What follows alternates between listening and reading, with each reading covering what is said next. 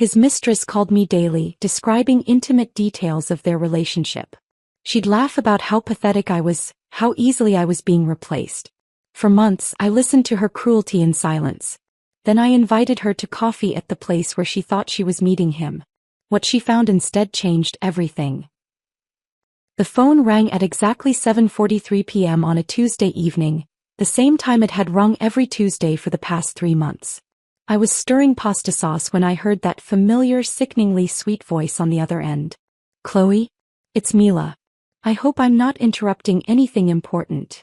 The way she said my name, like it tasted bitter on her tongue, made my stomach clench. But I steadied my breathing, set down the wooden spoon, and prepared myself for another session of calculated torture. "Hello, Mila." My voice came out exactly as I'd practiced. Weary, defeated, with just enough tremor to suggest I was barely holding myself together. "I just had to call and tell you about the most amazing weekend Nolan and I had." He paused, savoring the moment like expensive wine. "We went to that little bed and breakfast in Monterey, you know, the one with the ocean view? He said you two used to go there for anniversaries." Before we continue, if you believe women deserve to reclaim their power and never accept being silenced, please consider subscribing. It's free and helps us reach more women who need this. Now let's see how I fought back. My fingers tightened around the phone. Seaside Haven. We'd spent our first anniversary there, our third, our fifth. I remembered the way Nolan used to trace patterns on my back while we listened to the waves crash against the rocks below our window. The memory felt like a physical blow, but I swallowed the pain and let it fuel my resolve. "That sounds lovely," I managed, injecting just enough sadness into my tone to make her feel victorious. "Oh, it was more than lovely. He told me he'd never felt so free, so alive. He said being with you had become like wearing a coat that was 3 sizes too small, suffocating and uncomfortable." Her laugh was sharp, designed to cut. "He even said your cooking had gotten boring. Same 5 meals on rotation," he told me. "Like eating at a nursing home." I glanced at the pasta sauce, his favorite recipe, one I'd perfected over 7 years of marriage. The irony wasn't lost on me that I was preparing dinner for a man who apparently mocked my cooking to his mistress. "I see," I whispered, letting the words hang in the air like a confession of defeat. "You know what the best part was, though?" Mila continued, her voice taking on that particular tone of cruelty that had become her signature. "He said he feels guilty sometimes, but then he remembers how you've let yourself go. She doesn't even try anymore," he said. "When I come home, she's in those awful sweats, hair in a messy bun, looking like she's given up on life." I touched my hair self-consciously. It was indeed in a messy bun, and yes, I was wearing comfortable clothes. But I'd been working from home, managing our household, trying to keep our life together while he was apparently dissecting my appearance with another woman. The silence stretched between us. I could hear her breathing, waiting for me to break, to beg, to give her the dramatic reaction she craved. Instead, I practiced the technique I'd perfected over these months of torture. I let the pause extend just long enough to suggest I was fighting back tears, then delivered my response in a voice that barely rose above a whisper. "Is that so? Oh, Chloe." Her voice dripped with false sympathy. "I almost feel sorry for you. Almost. But then I remember that you're living in a fantasy, thinking you still have a marriage worth saving." I walked to the kitchen window, staring out at the garden where Nolan and I had once planned to build a swing set for the children we'd dreamed of having. The wooden stakes were still there, marking the corners where we'd measured and discussed and hoped. Now they looked like tiny gravestones in the fading light. "Last Thursday," Mila continued, "we went to that new restaurant downtown, Bella Vista? The one with the private booths? He said he'd been wanting to take you there for your birthday, but then he realized he'd rather share new experiences with someone who actually appreciates them." My birthday. 3 weeks ago. He'd taken me to our usual chain restaurant, claimed he'd forgotten to make reservations anywhere special. I'd pretended not to mind, had even smiled and thanked him for the generic card he'd obviously picked up last minute from the gas station. "He's so thoughtful," I said, my voice breaking just slightly on the last word. It wasn't entirely acting. The betrayal still stung even though I'd known about it for months. "He really is. And the gifts, Chloe. The jewelry, the lingerie, the weekend getaways. He told me he'd stopped buying you things because you never seemed to appreciate them. She'd rather have practical gifts," he said. "Vacuum cleaners and coffee makers. No romance left in her." I remembered the last gift he'd given me, a new set of kitchen knives for Christmas. I'd thanked him, used them to prepare meals he apparently complained about to his mistress. The cosmic joke of it all was almost funny in a twisted way. "He sounds very generous," I replied, adding a slight sniff to suggest I was crying. "Oh, he is. Last week he surprised me with a weekend in Napa Valley. We stayed at this incredible resort, the kind of place where they bring champagne to your room and draw baths with rose petals. He said he'd never done anything like that for anyone before. Mila makes me want to be romantic again," he told me. "She brings out the man I used to be." I closed my eyes, remembering our 10th anniversary just 6 months ago. He'd taken me to dinner at a chain restaurant and given me a gift card to Target. I'd convinced myself that practical love was more mature, more stable than grand gestures. "That's wonderful for you both," I said, my voice hollow. "You know what I think, Chloe?" Mila's tone shifted, becoming more direct, more vicious. "I think you're holding on to something that's already dead. He doesn't love you anymore. He doesn't want you. He's just too much of a coward to file for divorce himself." The words hit their mark, but not in the way she intended. Instead of crushing me, they crystallized something I'd been feeling for months. A strange sense of power that came from knowing something she didn't. "Maybe you're right," I said, letting my voice crack with what she would interpret as defeat. "I know I'm right. And honestly, I'm doing you a favor by calling. Someone needs to wake you up from this pathetic delusion that you still have a husband." I heard Nolan's car in the driveway, the familiar sound of his engine shutting off, his footsteps on the front porch. He'd be walking through that door any moment, expecting dinner and normalcy, having no idea that his mistress had just spent 20 minutes describing their intimate moments to his wife. "I should go," I said softly. "He's home." "Of course he is. Back to his boring, predictable life with his boring, predictable wife." Mila's laugh was sharp and triumphant. "Enjoy your evening, Chloe. I know I'll enjoy mine thinking about how pathetic this all is." The line went dead just as Nolan walked through the front door. He looked tired, slightly guilty, but he smiled when he saw me. "Something smells amazing," he said, hanging his coat in the closet. "What are you making?" "Your favorite pasta," I replied, turning back to the stove. "How was your meeting?" "Long, boring. You know how it is." He came up behind me, placed his hands on my shoulders. "I'm sorry I've been working so much lately. I know it's hard on you." I leaned back against him, feeling the weight of his hands, the warmth of his body. 3 months ago this moment would have filled me with love and forgiveness. Now it felt like a performance we were both giving, though only I knew we had an audience. "It's okay," I said. "I understand." What I didn't tell him was that I understood far more than he realized. I understood that while he was apologizing for working late, his mistress was probably getting ready for bed, replaying our conversation and feeling victorious. I understood that his guilt was making him kinder to me, more attentive, which only made Mila's cruelty more potent. But most importantly, I understood something that neither of them knew yet. Something that would change everything. As I served dinner, I thought about the 3 pregnancy tests hidden in my dresser drawer, all showing the same result. 43 days along according to my calculations. A secret that would shift the balance of power in ways that Mila, with all her cruel phone calls and detailed descriptions of their affair, could never imagine. I watched Nolan eat the pasta he'd apparently called boring, compliment the sauce he'd mocked to another woman, and I smiled. Not the defeated smile of a broken wife, but the quiet smile of someone who knew that the game was about to change completely. The phone would ring again on Thursday morning, right after he left for his business meeting. Mila would call with more stories, more cruelty, more attempts to break me down. And I would listen, respond with my practiced weakness, and let her believe she was winning. Because sometimes, the most powerful thing you can do is let your enemy think they've already won, while you prepare to show them exactly how wrong they are. That night, as Nolan slept peacefully beside me, I stared at the ceiling and let my mind drift back to the darkest chapter of our marriage, one he believed was buried and forgotten. It had been 8 months ago when I'd first seen those 2 pink lines on a pregnancy test. The joy that flooded through me was so pure, so overwhelming that I'd actually laughed out loud in our bathroom. We'd been trying for over a year and finally it was happening. I'd planned the perfect way to tell him. A small gift box with tiny baby shoes inside, placed on his pillow while he was in the shower. I could still remember the look on his face when he opened it.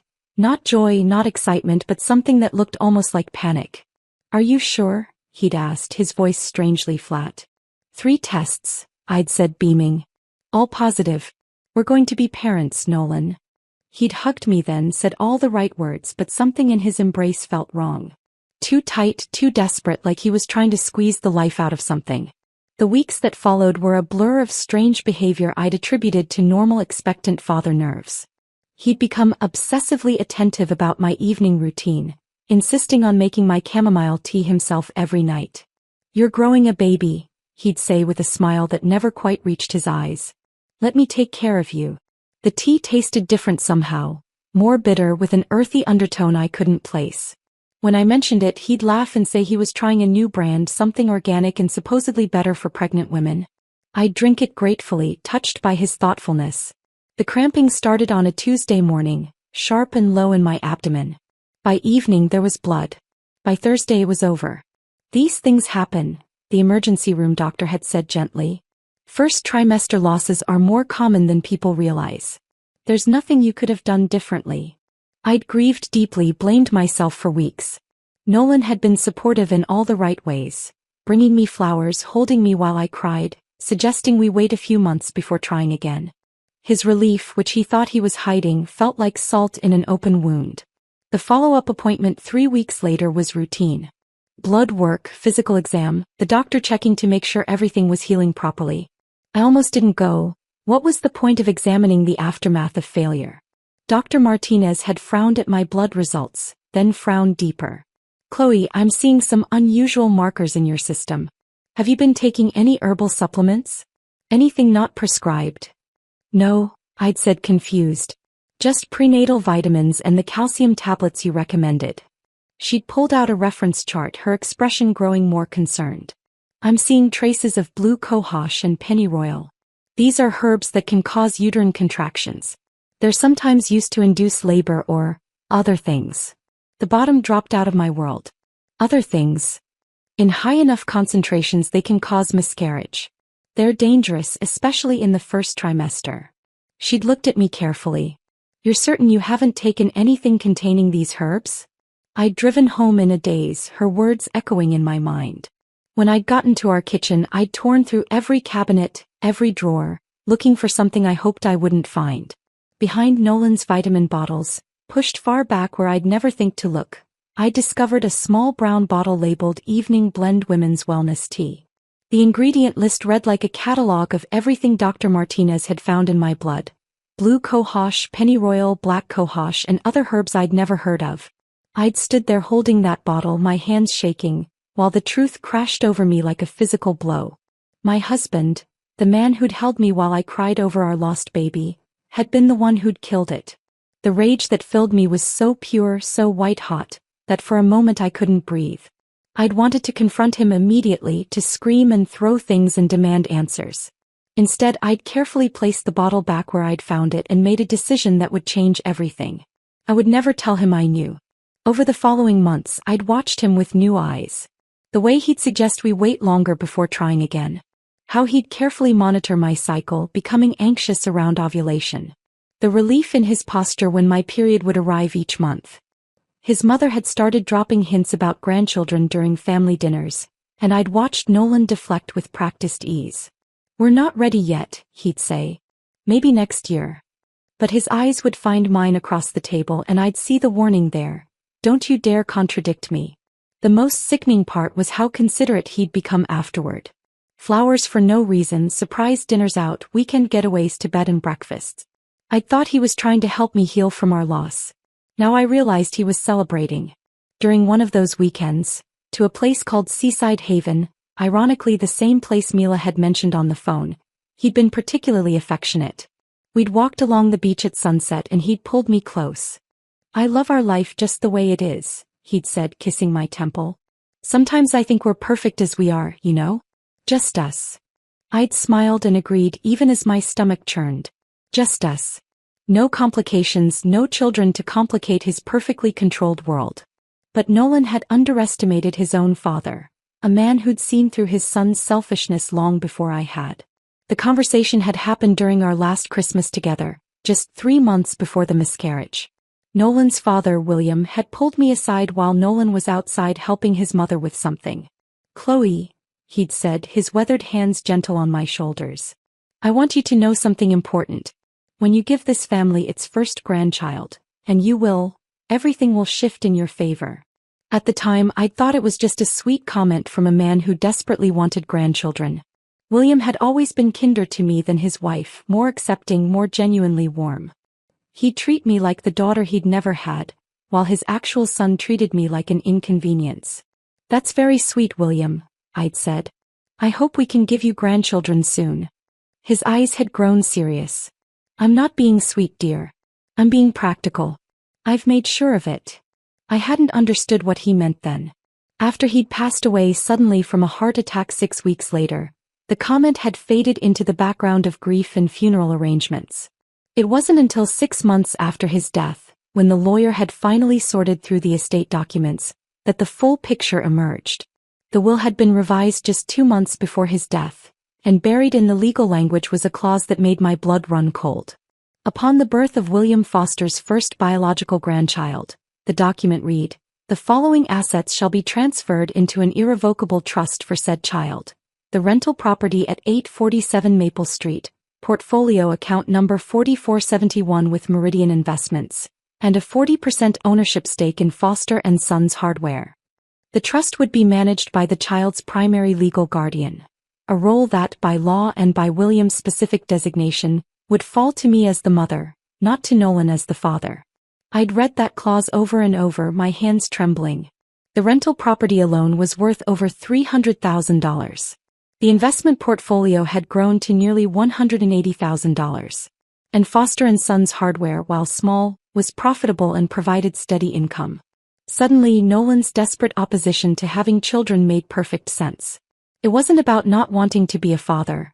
It was about not wanting to lose control of money he considered his inheritance. The bitter irony was devastating. His father had seen his son's true nature and had crafted the perfect insurance policy. William had known that any grandchild of his would need protection from Nolan's selfishness, so he'd created a financial safety net that would activate the moment that child was born. Nolan knew about this clause. He'd been present when the will was read, had seen the lawyer explain the terms. His face had remained carefully neutral, but I'd noticed how his jaw had tightened, how his hands had clenched in his lap. No wonder he'd been so desperate to prevent my pregnancy. No wonder he'd resorted to herbs and manipulation instead of just having an honest conversation about not wanting children. A conversation would have required him to admit he was prioritizing money over my dreams of motherhood. Now, lying in the darkness beside him, I placed my hand on my still flat stomach where a new life was growing. 43 days along, and this time I was the only one who knew. This pregnancy wasn't just about the baby I'd longed for. It was about justice. It was about a wise old man's foresight and a father's love protecting his future grandchild from his own son's greed. Nolan shifted beside me, murmuring something in his sleep. Probably dreaming about Mila. About his carefully constructed double life where he got to play the romantic leading man while keeping his boring wife safely contained and childless at home. He had no idea that his world was about to change forever. That his father's final gift was growing inside me, bringing with it not just new life, but a complete redistribution of power. The man who'd poisoned his own wife to prevent losing money was about to discover that some things were more powerful than his control, more permanent than his schemes. And I was going to enjoy every moment of his realization. 3 weeks passed before I made my move. 3 weeks of Mila's regular calls, each one more vicious than the last, each one adding another layer to my growing plan. She'd grown bolder, more detailed in her descriptions, clearly feeding off what she perceived as my increasing weakness. But I wasn't getting weaker. I was getting ready. The pregnancy symptoms had started in earnest. Morning queasiness that I hid from Nolan by claiming I had a stomach bug, exhaustion that I blamed on work stress. Every secret symptom felt like armor I was putting on, piece by piece preparing for battle. I spent hours researching the perfect location for our confrontation. It had to be public enough that she couldn't cause a scene, intimate enough for a private conversation, and symbolic enough to give me the psychological advantage I needed. Murphy's Diner sat on the corner of 5th and Main, its red vinyl booths and checkered floors unchanged since the 1950s. Nolan and I had discovered it during our second year of marriage, when we'd been apartment hunting in that neighborhood. Every Sunday morning for 3 years we'd shared coffee and pancakes there, planning our future over bottomless cups and warm syrup. I told him once that Murphy's felt like the place where we'd fallen deepest in love, where all our dreams had taken shape. He'd laughed and kissed powdered sugar off my lips, promising we'd bring our children there someday for birthday breakfasts and celebration dinners. The irony of choosing that location wasn't lost on me. In a place where I'd once planned a future with him, I was about to destroy the future he'd built without me. I arrived at 1:30, 30 minutes before the meeting I'd arranged.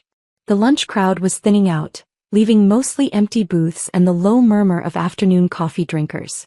I chose the corner booth where Nolan and I used to sit, positioning myself with a clear view of the entrance and my back to the wall. The waitress, an older woman with kind eyes and sensible shoes, approached with a coffee pot. "Just coffee today, honey?" "Yes, please. I'm waiting for someone." I wrapped my hands around the warm mug, using its heat to steady my nerves. At exactly 1:45, I pulled out the burner phone I'd purchased with cash the week before. The app I'd downloaded let me send texts from any number, and I'd already programmed in Nolan's contact information. My fingers hovered over the keyboard as I crafted the message that would bring Mila running. "Can't wait to see you. Murphy's at 2. Need to talk about us."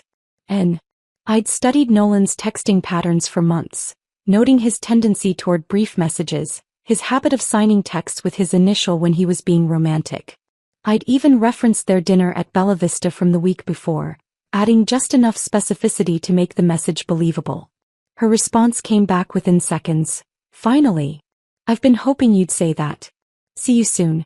The heart emoji made my stomach turn, but it also confirmed what I'd suspected. She thought this meeting was going to be significant. Maybe she was expecting him to finally leave me or propose, or make some grand declaration. Whatever she was expecting, it definitely wasn't me. I ordered a slice of apple pie I had no intention of eating, just to give myself something to do with my hands while I waited. The clock on the wall ticked toward 2 o'clock with agonizing slowness. At 2:03 the diner door chimed and she walked in. Mila moved like someone who owned every room she entered, her heels clicking confidently against the checkered floor. She wore the red dress she'd described to me in excruciating detail during one of her calls. The one Nolan had supposedly said brought out the color in her eyes, the one she'd worn to their dinner at that expensive steakhouse downtown. Her dark hair was styled in perfect waves, her makeup flawless despite the afternoon heat. She'd clearly put effort into looking stunning for what she thought would be a romantic meeting with my husband. Her eyes swept the diner, searching for Nolan's familiar figure. I watched her face change as she processed the mostly empty restaurant, the absence of the man she'd come to meet. Her gaze landed on me last and I saw the exact moment recognition dawned. Confusion flickered first. Why was the pathetic wife sitting in the restaurant where she was supposed to meet her lover? Then came anger, sharp and immediate as she realized she'd been deceived. Finally, that familiar smirk of superiority settled over her features, the same expression I'd learned to hate during our phone conversations. "Wow." Her voice carried clearly across the quiet diner, causing several customers to look up from their meals. "This must be rock bottom for you, Chloe. Did you really think ambushing me would change anything?" She clutched her designer purse like a weapon, her whole body radiating the kind of confidence that comes from believing you're untouchable. Other diners were starting to stare, but their attention didn't seem to bother her. If anything, she seemed to enjoy having an audience for my humiliation. I took a slow sip of my coffee, letting the silence stretch just long enough to unsettle her. When I finally spoke, my voice was calm, almost conversational. "Sit down, Mila. Please." "I don't think so." She turned to leave, her heels already clicking toward the door. "Whatever pathetic plea you've prepared, I'm not interested in hearing it. I'm not here to fight." The words stopped her mid-stride. "I just thought you should know something important." She turned back, one perfectly shaped eyebrow raised in skeptical amusement. "What could you possibly tell me that I don't already know?" I gestured to the empty seat across from me. "Sit. Just for a minute." Something in my tone must have intrigued her because she hesitated. Maybe it was the lack of desperation in my voice, or the fact that I wasn't crying or begging like she'd expected. After a moment she slid into the booth across from me, but perched on the edge like she might bolt at any second. You have 2 minutes, she said, checking her watch with theatrical impatience. Then I'm leaving and I'm calling Nolan to tell him about your little stunt. I studied her face, memorizing the smugness in her expression, the certainty that she held all the power in this situation. In a few seconds that certainty would shatter completely. I'm pregnant, I said simply. The words hung in the air between us. I watched her process them, saw the moment when their significance hit her. Her confident smile faltered just slightly. Congratulations, she said finally, but her voice had lost some of its edge. I'm sure Nolan is thrilled. 43 days along. I continued as if she hadn't spoken. And this time he can't stop it. That got her attention. Her eyes sharpened, focusing on me with new intensity. What do you mean, this time? I didn't answer directly. Instead, I reached into my purse and pulled out the folded copy of William's will that I'd been carrying for weeks, waiting for exactly this moment. The paper was slightly worn from handling, but the legal language was still crisp and clear. I placed it on the table between us, right next to the untouched slice of apple pie, and slid it toward her. You don't have to believe me about the pregnancy, Mila. But he will. I tapped the document with one finger. And when you ask him about this, you'll understand exactly why.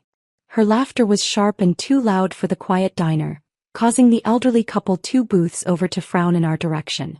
You really think a baby is going to make him choose you? That's adorable. She leaned back in the booth, her confidence returning as she dismissed my revelation. He's already told me about your desperate attempts to trap him with a pregnancy. It's honestly pathetic how predictable you are. Read it, I said quietly. I don't need to read anything. You're delusional if you think. Read it. My voice carried a note of authority that surprised us both.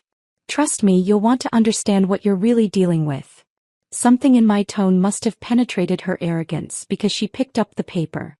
I watched her eyes scan the legal language, saw the exact moment when she reached the crucial clause about the trust fund. Her face went through a series of expressions, confusion, disbelief, and finally, a dawning understanding that drained the color from her cheeks. I stood up, placing exact change for my coffee on the table. The pie remained untouched.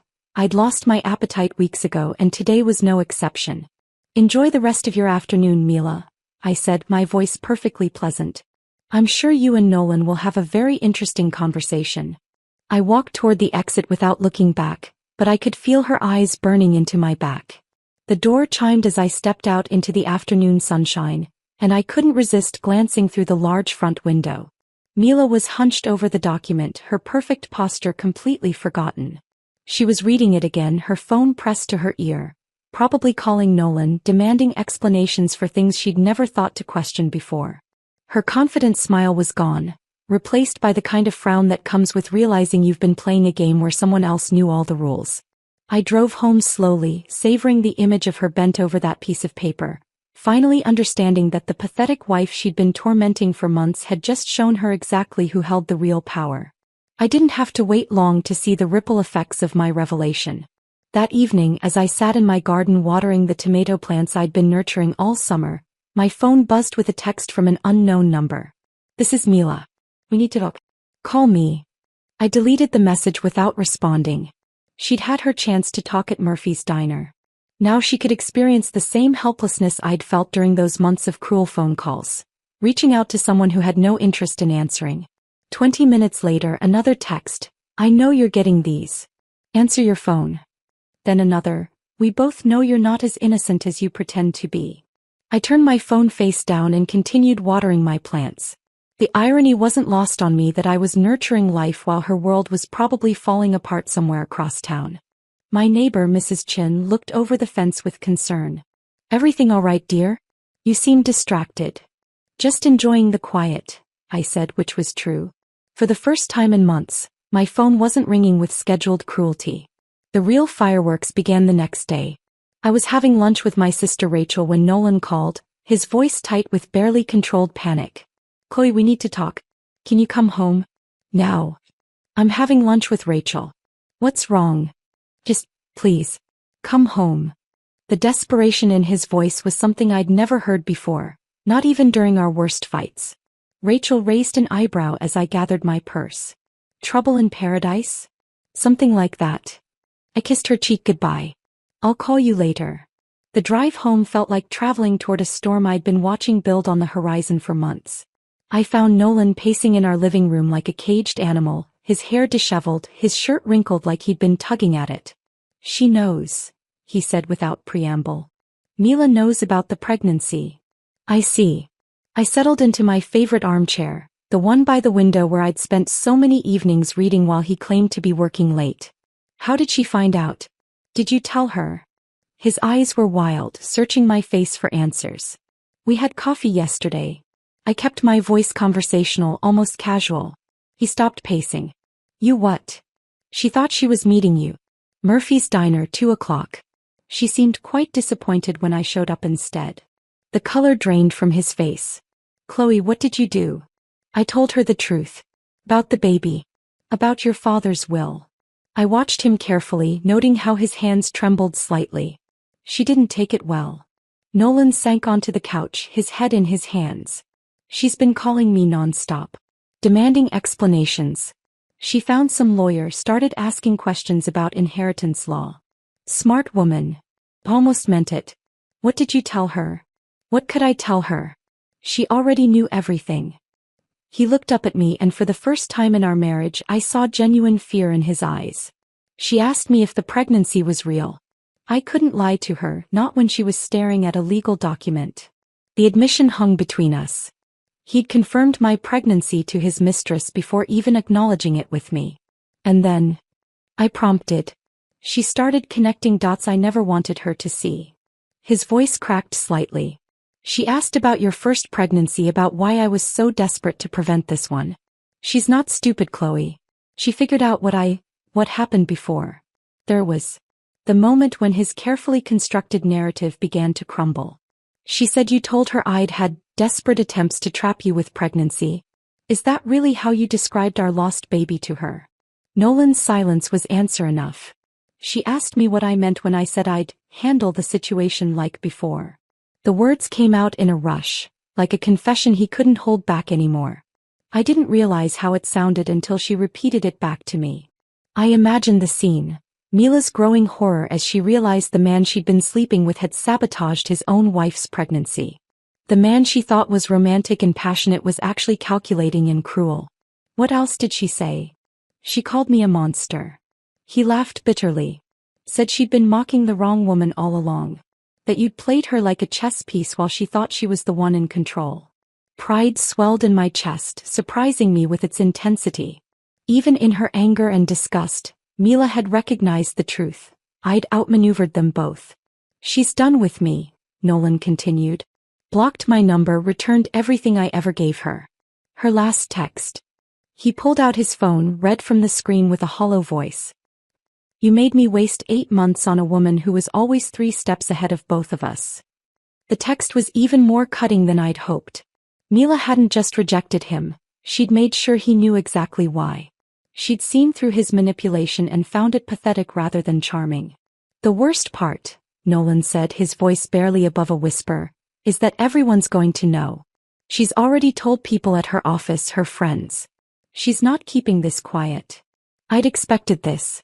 Mila's pride had been wounded, her intelligence insulted. Of course she'd want people to know she hadn't been the naive other woman. She'd been outsmarted by the wife everyone thought was weak. Over the following days, the social fallout became apparent. Nolan came home each evening looking more defeated, reporting on conversations with mutual friends who'd heard Mila's version of events. Brad asked me if it was true that I'd been messing with your head during the affair, Nolan said one night, staring into his untouched dinner. Sarah's wife heard I'd been manipulative and controlling. The narrative was shifting. Instead of being seen as a man torn between 2 women, Nolan was being viewed as someone who'd been dishonest with both. Mila's version painted him not as a romantic figure but as a manipulator who'd used and deceived everyone around him. Janet from your office called, I mentioned casually. Mila's putting in for a transfer. Apparently she can't stand to be in the same city anymore.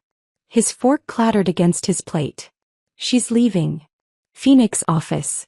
Some kind of promotion opportunity. I'd done my research, called Janet myself to confirm the details. She starts next month. The news seemed to devastate him more than anything else. Not only had Mila rejected him, but she was erasing any possibility of reconciliation by putting 2,000 miles between them. She told Janet something interesting, I continued. Said she'd learned an important lesson about not underestimating quiet women.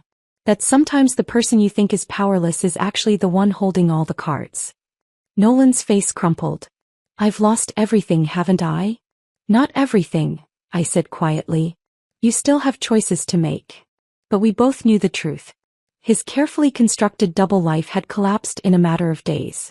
The woman he'd thought was desperate and pathetic had orchestrated his downfall with surgical precision. And the mistress who'd made him feel powerful and desired now saw him as a cautionary tale about the dangers of underestimating your opponent. Mila's departure was swift and final. No dramatic confrontations, no attempts to win him back. She simply vanished from our lives as efficiently as she'd entered them, leaving behind only the wreckage of Nolan's ego and the grudging respect I felt for a woman who'd been smart enough to recognize when she'd been outplayed. The phone calls stopped completely. The evening torture sessions that had defined my life for months were over, replaced by a silence that felt like victory. I'd won, but more importantly, I'd taught them both a lesson they'd never forget. Sometimes the most dangerous opponent is the one who lets you think you're winning right up until the moment you realize you've already lost.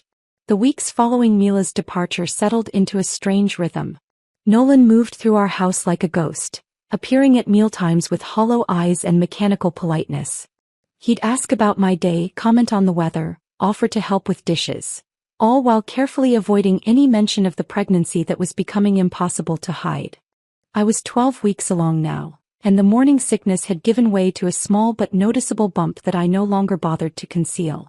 I'd catch him staring sometimes, his eyes lingering on my changing body with an expression I couldn't quite read. Longing? Regret? Fear? Perhaps all three. On a Thursday evening in late September, exactly 3 weeks after Mila had sent her final devastating text, I was arranging the baby books I'd bought earlier that day when I heard footsteps on our front porch. Not Nolan's usual confident stride, but something hesitant, almost shuffling. The doorbell rang at exactly 7:43 p.m. The same time Mila used to call with her carefully timed cruelty. I opened the door to find my husband standing there like a stranger asking for shelter. He'd lost weight.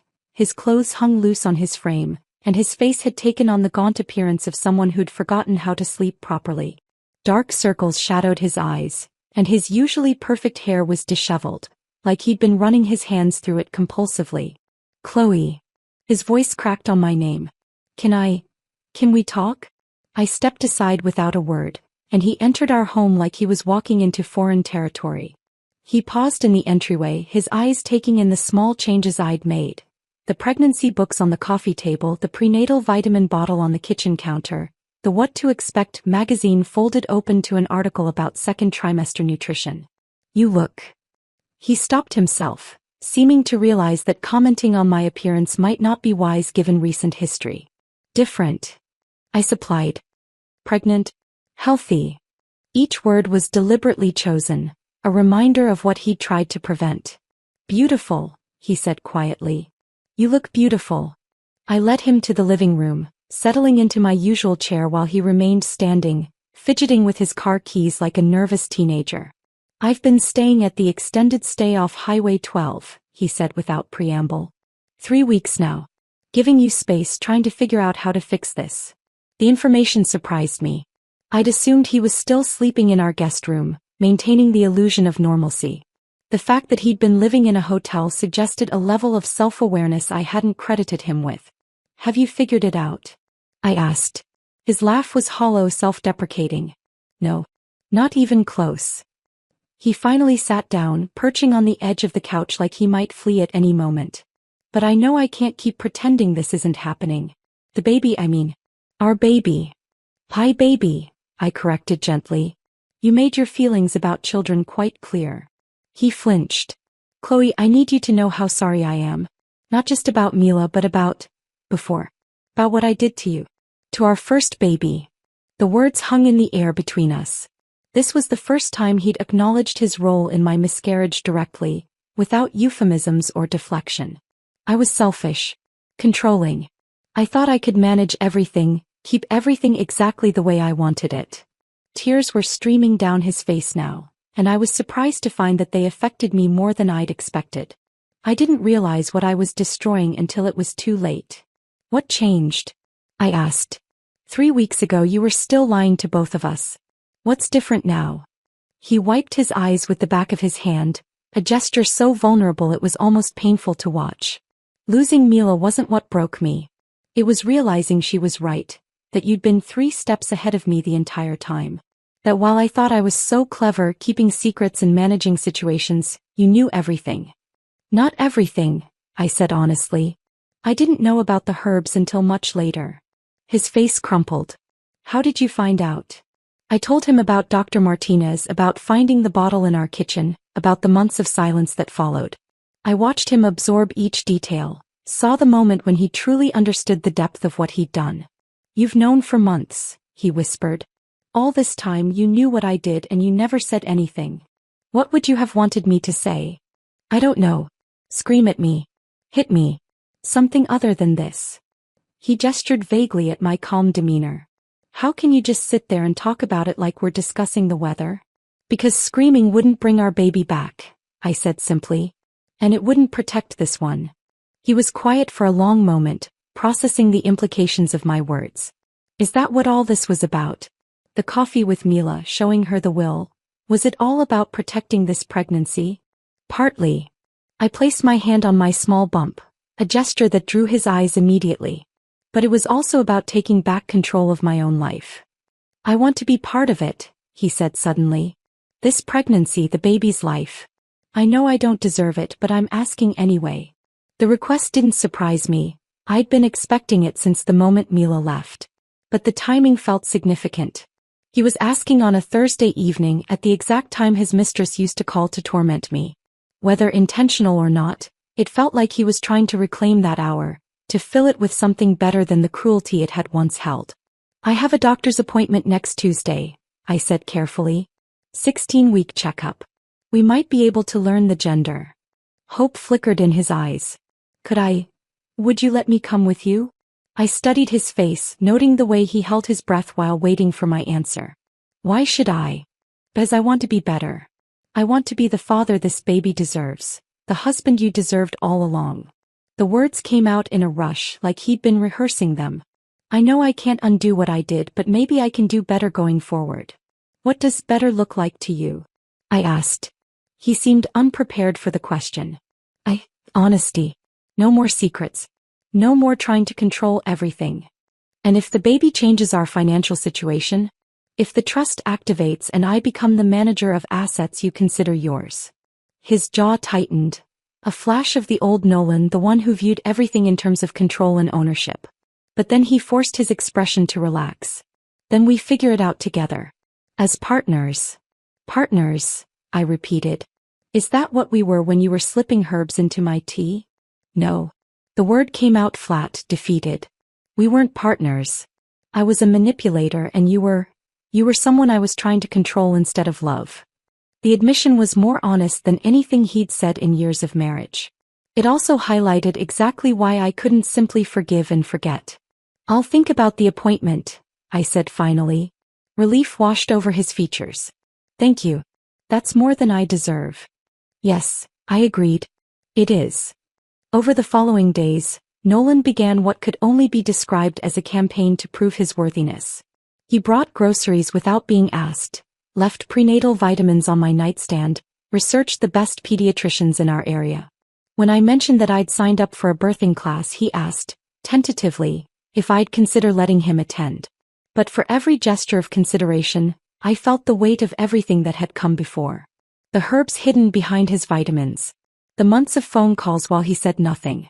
The way he described me to his mistress as boring, demanding, desperate. Some wounds were too deep for grand gestures to heal. Some trust, once broken, couldn't be rebuilt with good intentions and prenatal vitamins. Still, I found myself softening in small ways. When he asked about the birthing class, I told him I'd consider it. When he offered to help set up the nursery, I didn't immediately refuse. Not because I was ready to forgive him, but because I was beginning to understand the difference between forgiveness and reconciliation. I could forgive him for my own peace of mind. But trusting him with my heart again? That was a different conversation entirely. That conversation about forgiveness versus trust became the foundation for everything that followed. Over the next few months, as my pregnancy progressed and our daughter grew stronger inside me, I made decisions that prioritized my peace over Nolan's comfort, my future over his regrets. The birth itself was transformational in ways I hadn't expected. As I held our daughter for the first time, Emma Rose, named after my grandmother, I felt something click into place. This tiny person with her perfectly formed fingers and serious dark eyes represented everything I'd fought for. Not just the pregnancy itself but my right to make choices about my own life. Nolan was there, had been throughout the labor, holding my hand when I let him, stepping back when I needed space. When Emma was placed in my arms, I saw him cry, real tears, not the calculated emotion of his campaign to win me back, but genuine overwhelm at meeting his daughter. "She's perfect," he whispered, his finger tracing her tiny hand. "Yes," I agreed. "She is." But even in that moment of shared wonder, I knew our family would look different than the one I'd once imagined. The trust activated automatically upon Emma's birth, just as William had designed it. Within weeks, I was managing a rental property that generated enough monthly income to cover Emma's future education expenses. The stock portfolio provided additional security, and my 40% stake in Foster & Sons Hardware meant I now had a voice in business decisions that affected our financial future. Nolan watched this transfer of power with a complex mix of emotions: pride in his daughter, grief for what he'd lost, and a grudging respect for his father's foresight. He never once challenged the arrangements, perhaps understanding that any attempt to contest his father's will would only highlight his own manipulation and greed. 6 months after Emma's birth, I made a decision that surprised everyone, including myself. I enrolled in business management courses at the community college, taking advantage of their evening program while Nolan watched Emma during his scheduled visits. "You're going back to school?" my sister Rachel asked during one of our weekly coffee dates. "At 35 with a new baby? Why not?" I bounced Emma gently in my arms, marveling at how natural motherhood felt despite everything that had led to it. The trust provides financial stability, and I finally have the freedom to pursue something for myself. The freedom was intoxicating. For the first time in my adult life, I was making choices based purely on what I wanted, not what someone else expected or demanded. I studied marketing and accounting, learned about property management and investment strategies. Knowledge became another form of independence. Nolan and I settled into a co-parenting arrangement that worked because I controlled every aspect of it. He saw Emma twice a week, Tuesday evenings and Saturday afternoons, plus every other weekend. The schedule was my design, implemented on my timeline with boundaries I enforced consistently. "I'd like to take her to the park this Saturday," he might suggest during one of our brief handoff conversations. "Which park?" I'd ask. "The one on Elm Street with the good playground. Be back by 4. She has a routine." He never argued, never pushed for more time or different arrangements. Perhaps he understood that cooperation was the only path to any relationship with his daughter. Perhaps he'd finally learned that my boundaries weren't suggestions. The business courses led to unexpected opportunities. Professor Martinez, coincidentally sharing a name with the doctor who'd helped me discover Nolan's deception, mentioned that Foster & Sons Hardware was looking for someone to modernize their marketing approach. "You own part of that business, don't you?" she asked after class one evening. 40%, I confirmed. "Have you considered getting more involved? Bringing some fresh perspectives to their operations?" The idea hadn't occurred to me, but once planted, it grew quickly. I scheduled a meeting with the current manager, brought proposals for online sales platforms and social media marketing, suggested efficiency improvements based on what I'd learned about small business operations. Within 6 months, I was working part-time as Foster & Sons marketing and operations consultant. The additional income wasn't necessary. The trust provided more than enough security, but the work gave me purpose and professional identity I'd never had during my marriage. Nolan heard about my involvement through the family grapevine.